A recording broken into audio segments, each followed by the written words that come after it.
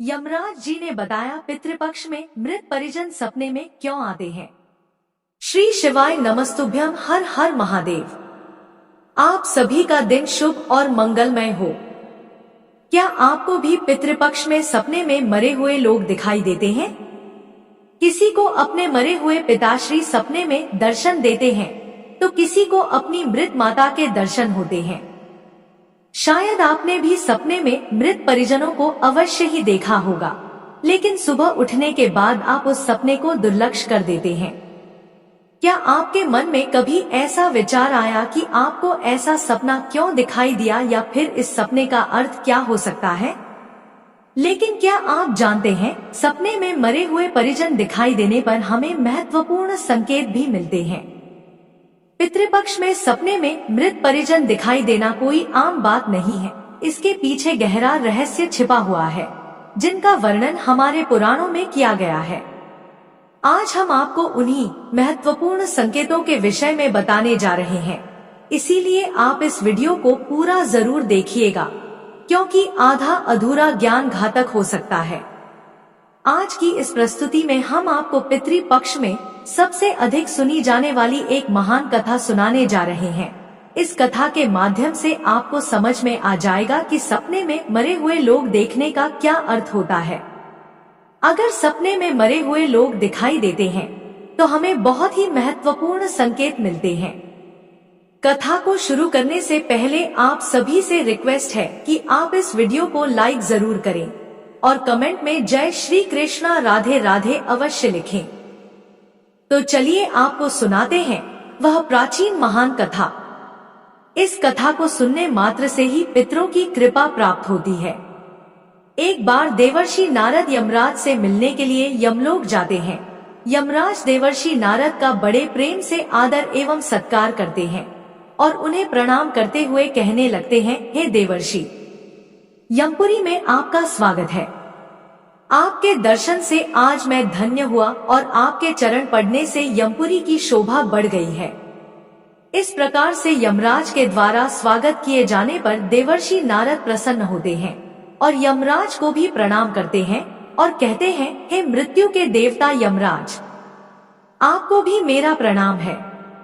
आपके आदर सत्कार से हम अत्यंत प्रसन्न हुए। फिर यमराज नारद जी से कहते हैं, हे देवर्षि, आज आपका यमलोक में आने का क्या प्रयोजन है?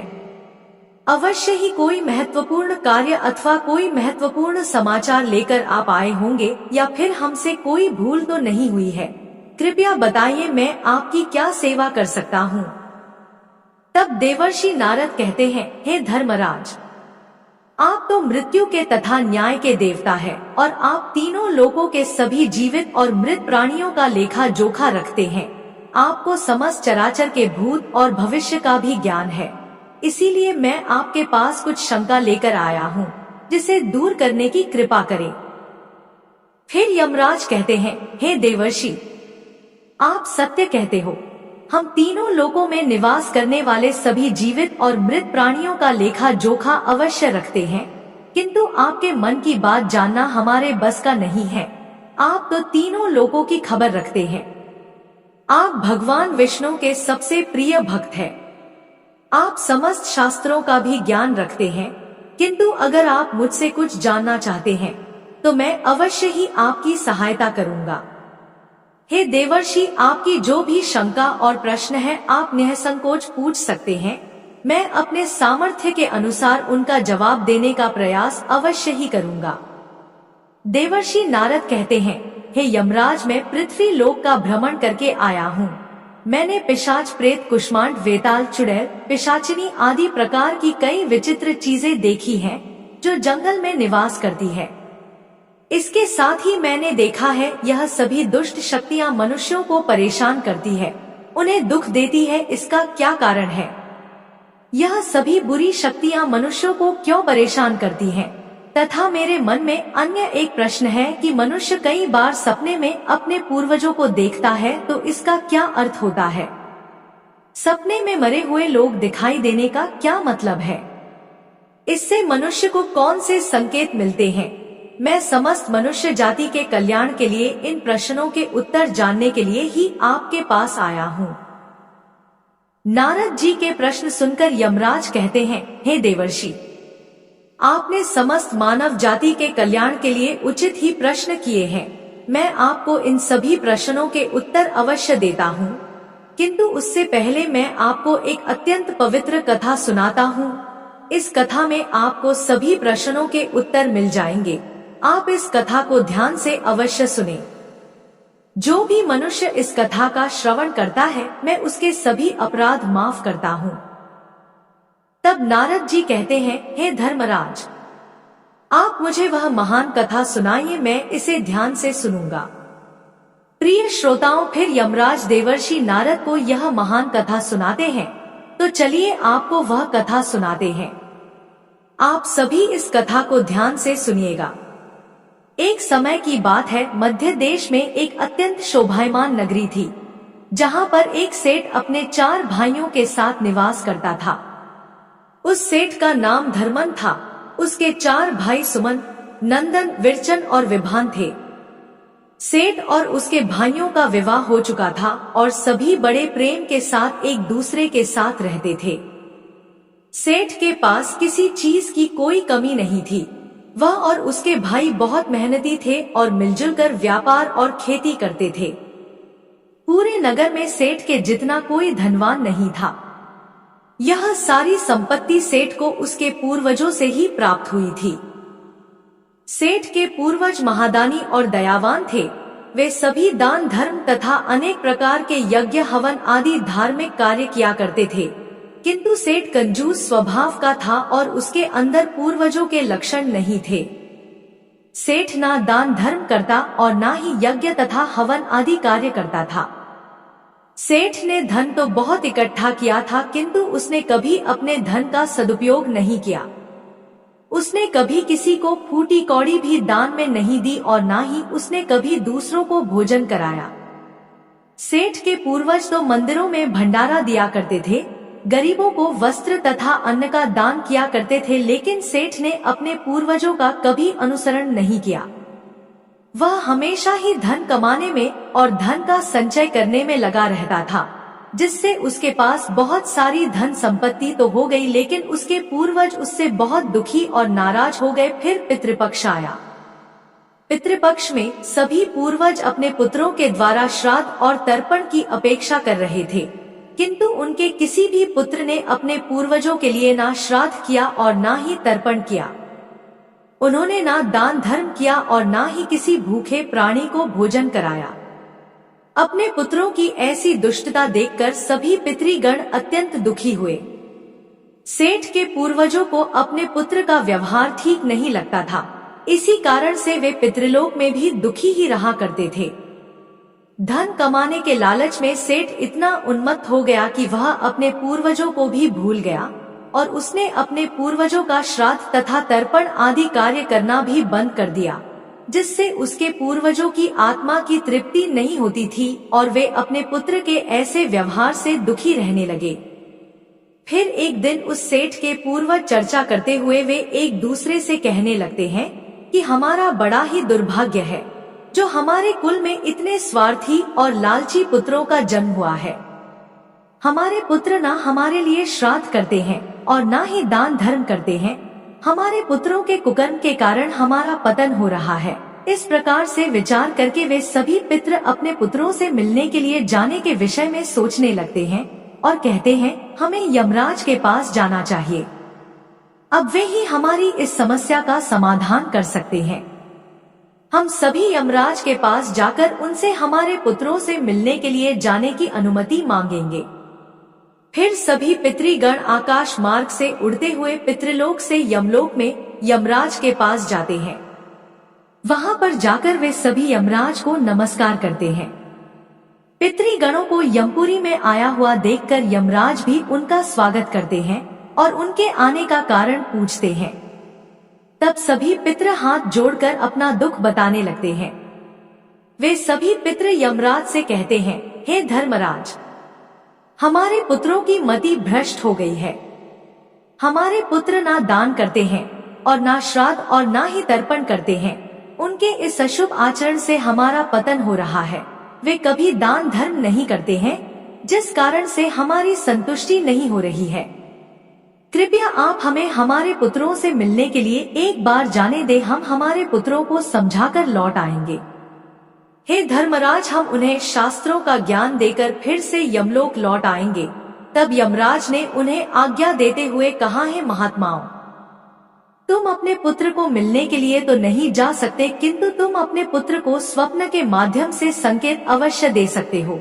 इसीलिए आप सभी अपने पुत्रों को उनके सपने में जाकर संकेत देकर उन्हें अपना दुख समझा सकते हो।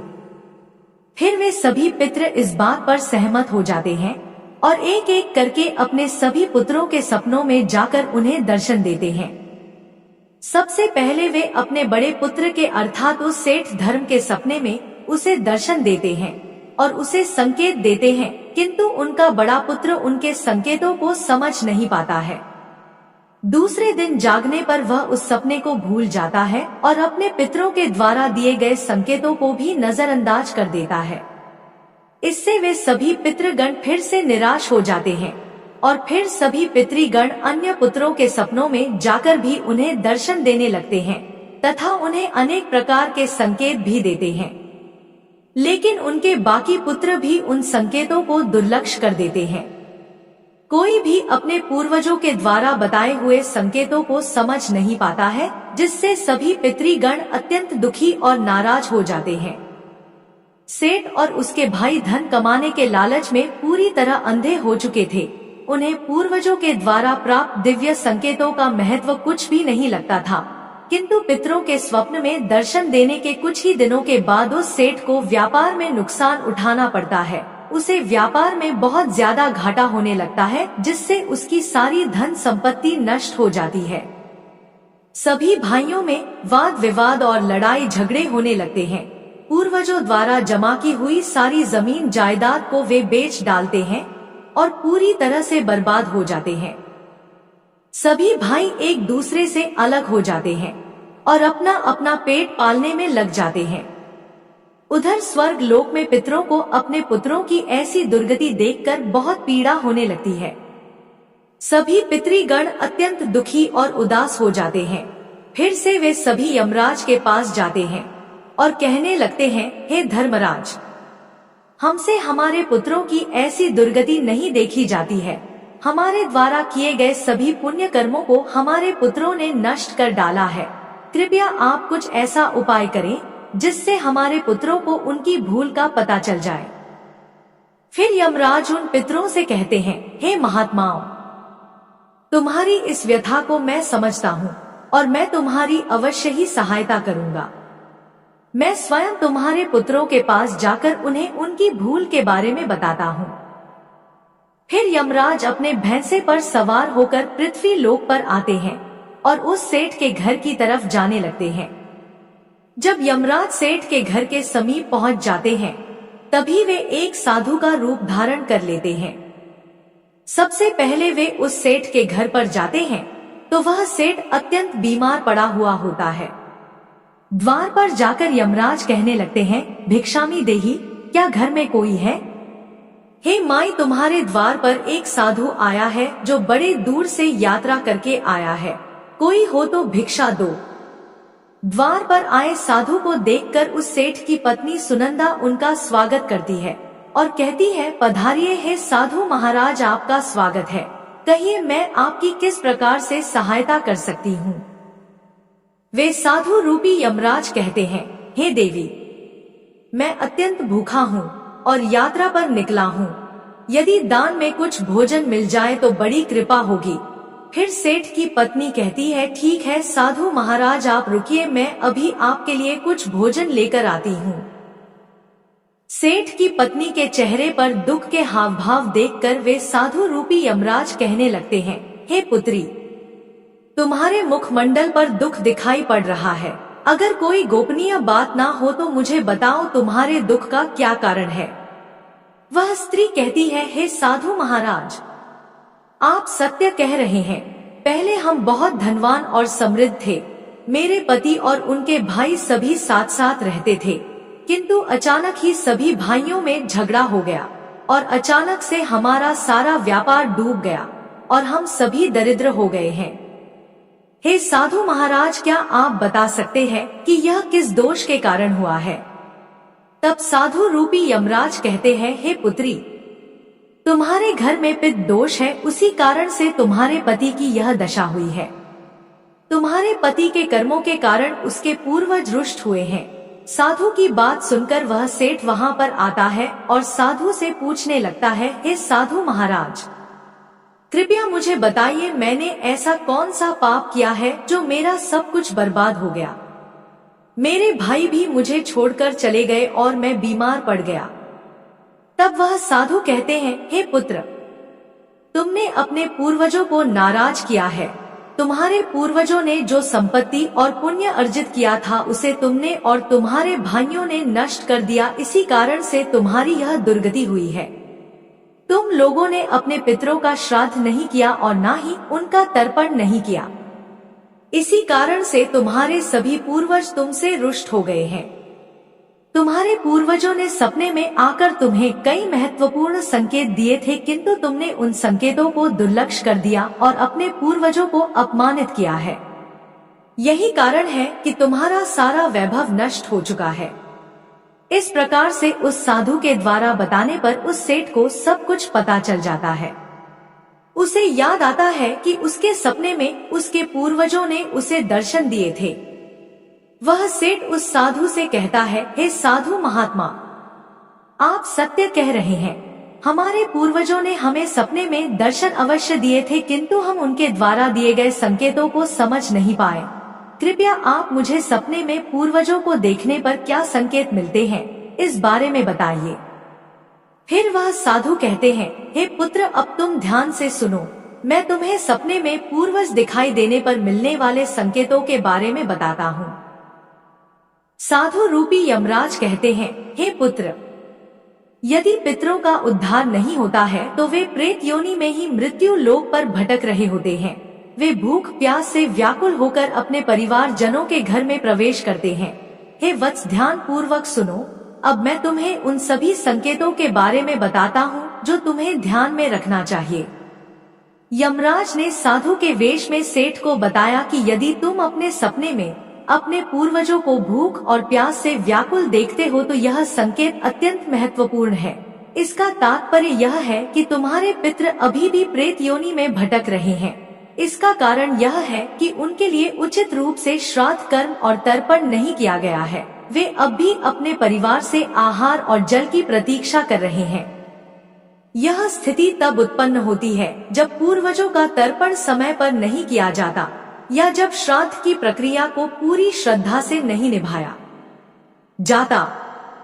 तुम्हारे पूर्वज स्वप्न के माध्यम से अपनी पीड़ा व्यक्त कर रहे हैं ताकि तुम उनकी स्थिति को समझो और उनके लिए आवश्यक धार्मिक अनुष्ठान कर सको।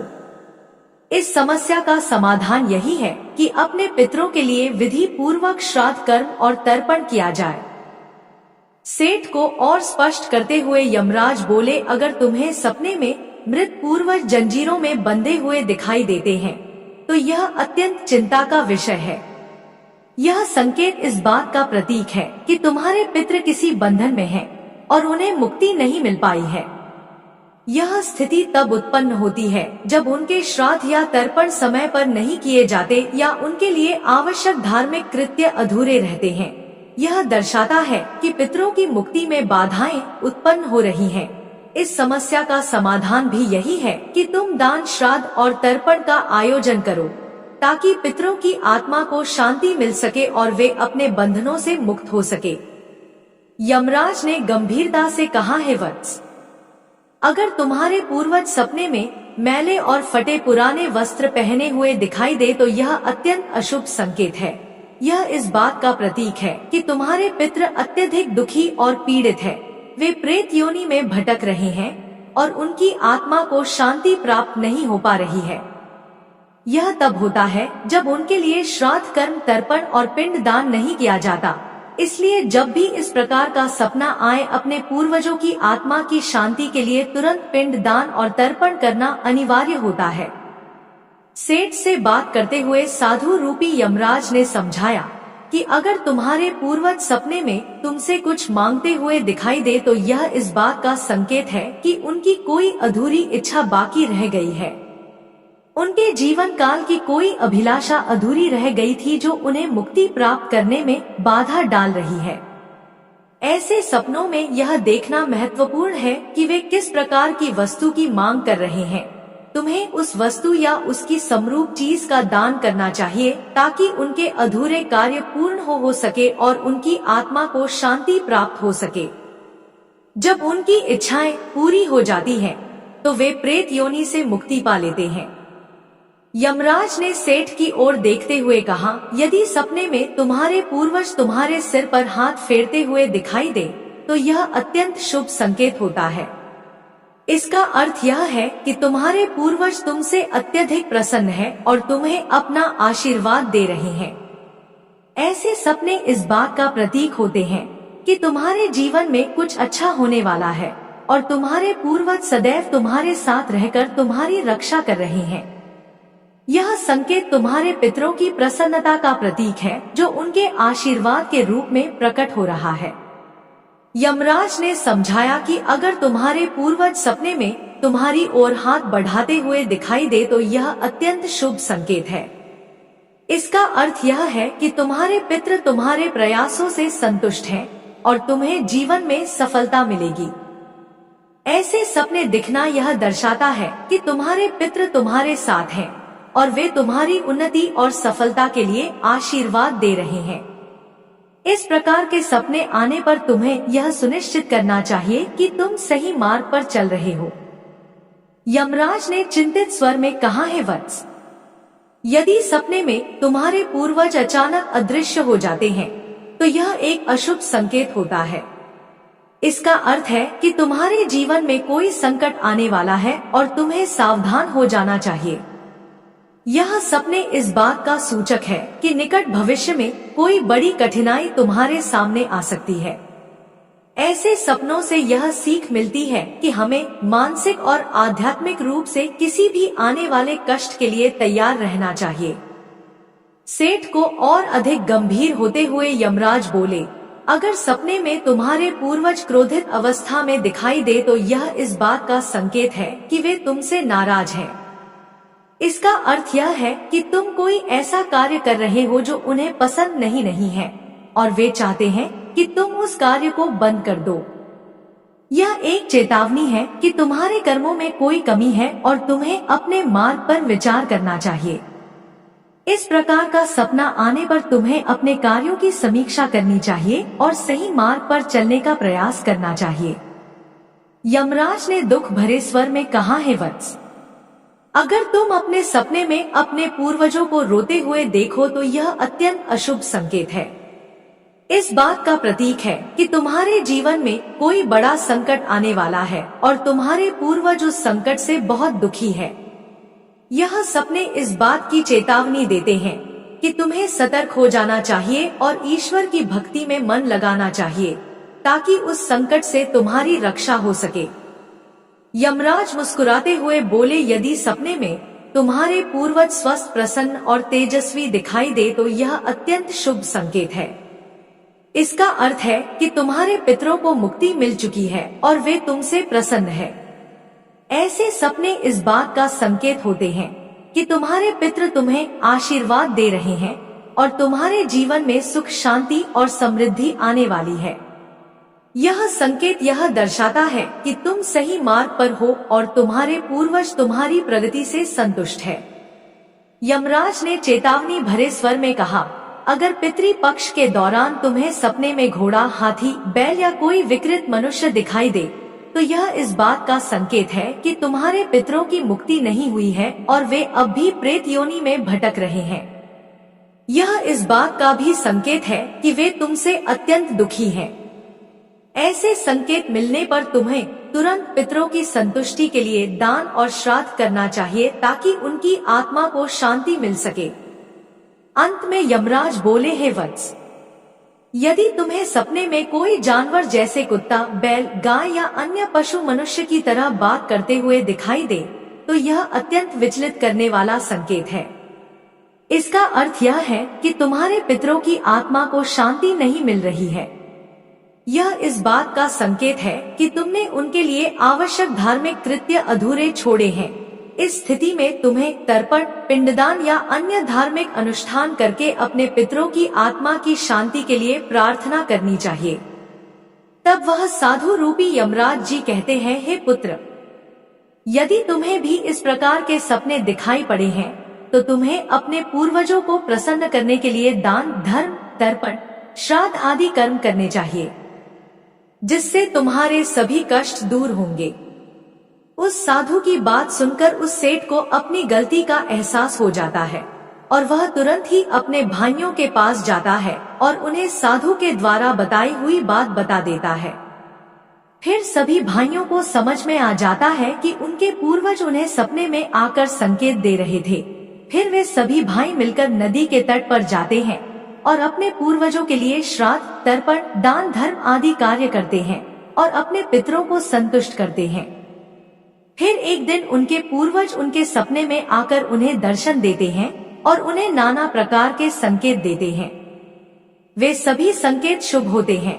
अपने पितरों के द्वारा शुभ संकेत प्राप्त होने पर उन सभी भाइयों का जीवन खुशियों से भर जाता है। उनके सभी रोग और दोष समाप्त होते हैं और वे फिर एकजुट होकर रहने लगते हैं और खूब तरक्की करते हैं। यमराज नारद जी से कहते हैं, हे देवर्षि, जब मनुष्य के पूर्वज संतुष्ट हो जाते हैं तब मनुष्यों को अनेक प्रकार के संकेत प्राप्त होते हैं। अब मैं तुम्हें उन शुभ संकेतों के विषय में बताता हूँ। यदि सपने में मृत परिजन सिर पर हाथ फिरा हुए दिखाई देते हैं तो इस सपने का अर्थ यह है कि वे बहुत अधिक प्रसन्न हैं। पूर्वज यह संकेत दे रहे हैं कि उस मनुष्य के जीवन में कुछ बहुत ही अच्छा होने वाला है। यदि पूर्वज मनुष्य की ओर हाथ बढ़ाते हुए दिखाई देते हैं तो पूर्वज यह संकेत दे रहे हैं कि मनुष्य जो भी काम कर रहे हैं उससे वे संतुष्ट है और उसे उस कार्य में अवश्य ही सफलता प्राप्त होगी। यदि सपने में पूर्वज स्वस्थ दिखाई देते हैं तथा उनके मुखमंडल पर तेज दिखाई देता है और उनके वस्त्र चमकीले और सफेद रंग के होते हैं तो उन पितरों को मुक्ति मिल चुकी है, ऐसा समझना चाहिए। अगर सपने में पूर्वज दूर आकाश में बादलों पर बैठे हुए दिखाई देते हैं तो यह शुभ संकेत है। मनुष्य के पूर्वज अत्यंत प्रसन्न है और उसे आशीर्वाद दे रहे हैं। इस प्रकार से उन सभी भाइयों को पूर्वजों के द्वारा शुभ संकेत प्राप्त होते हैं और उनका खोया हुआ सारा धन और संपत्ति उन्हें वापस मिल जाते हैं और सभी भाई मिलजुल कर एक साथ रहने लगते हैं और सुख पूर्वक 100 वर्षों तक जीवन व्यतीत करके दिव्य विमानों में बैठकर पितृलोक चले जाते हैं। तो दोस्तों, इस प्रकार से यमराज ने देवर्षि नारद को पितरों के द्वारा मिलने वाले संकेत बताए हैं। आपको यह कथा कैसी लगी कमेंट करके जरूर बताएं। जानकारी अच्छी लगी तो वीडियो को लाइक करें और कमेंट में जय श्री कृष्ण जरूर लिखें। साथ ही चैनल को सब्सक्राइब करें। आप सभी का धन्यवाद।